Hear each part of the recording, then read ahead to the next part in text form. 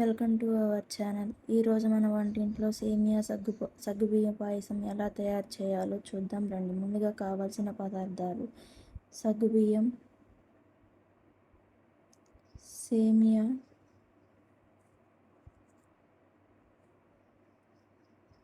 పంచదార, జీడిపప్పు, కిస్మిస్లు తీసుకోవాలి. అలానే పాలు కూడా తీసుకోవాలి. ఒక ప్యాన్లో వాటర్ పోసుకొని బాగా మరిగేంత వరకు కాగనివ్వాలి. ముందుగా ఒక ప్యాన్ తీసుకొని 2 స్పూన్స్ నెయ్యి వేసుకొని బాగా కరగనిచ్చి, కరిగిన తర్వాత జీడిపప్పును వేసుకొని వేయించుకోవాలి.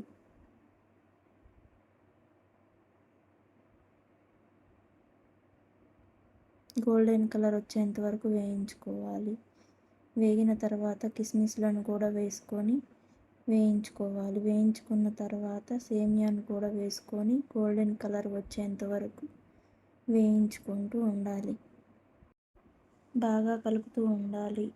అలానే గోల్డెన్ కలర్ వచ్చేంత వరకు వేయించుకోవాలి. ముందుగానే మనం ఒక 2 గంటలు సగ్గుబియ్యాన్ని నానబెట్టుకోవాలి.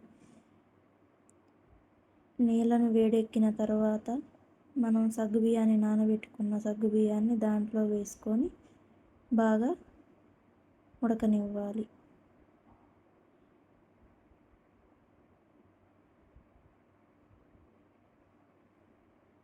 ఇలా ఉడకాలండి. ఉడికిన తర్వాత మనం వేయించి పెట్టుకున్న సేమియాను కూడా దాంట్లో వేసుకొని బాగా కలిసేంత వరకు కలుపుకోవాలి.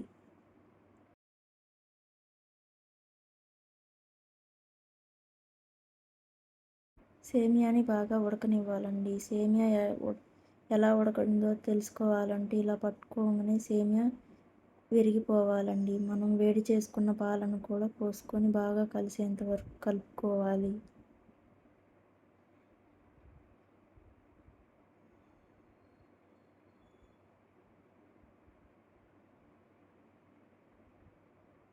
తగినంత ఉప్పు వేసుకొని బాగా కలిసేంత వరకు బాగా కలుపుకోవాలి.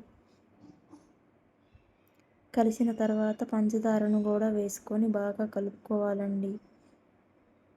ఒక 2 ఇలాచీలను కూడా వేసుకొని బాగా కలుపుకోవాలి.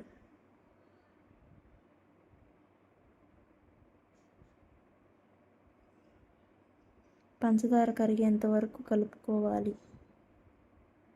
కరిగిన తర్వాత కొబ్బరి పొడుము, మనం వేయించి పెట్టుకున్న జీడిపప్పు, కిస్మిస్లను కూడా వేసుకొని బాగా కలుపుకోవాలండి. ఇంతేనండి, సేమియా పరమాన్నం తయారీ విధానం. ఎంతో టేస్టీగా రుచిగా ఉంటుందండి.